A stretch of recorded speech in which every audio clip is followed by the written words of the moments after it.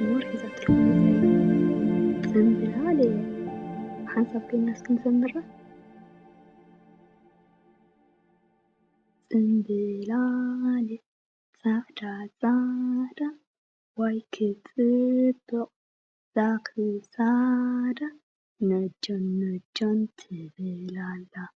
ኣይሳንድያ ሃገረሰብ ብልዕዮ ንወድሰብ ብልዕዮ ንወድሰብ ብጫ ብጫ ብጫ ብጫ ብልዕያ ነዛ ቅጫ ብልዕያ ነዛ ቅጫ ሃኒ ሃኒ ሃኒ ሃኒ ብልዕያ ነዛ ባኒ ብልዕያ ነዛ ባኒ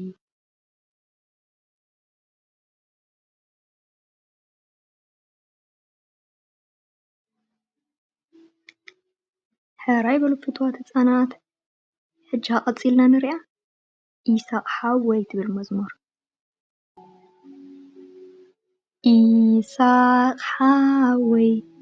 ኢሳቅ ሓወይ ደቂስካ ደቂስካ ደወል ተደዊላ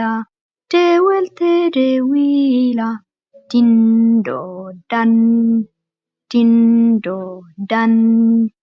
ኢሳቅ ሓወይ ኢሳቅ ሓወይ ደቂስካ ደቂስካ ደወል ተደዊላ ደወል ተደዊላ ዲንዶ ዳን ዲንዶ ዳን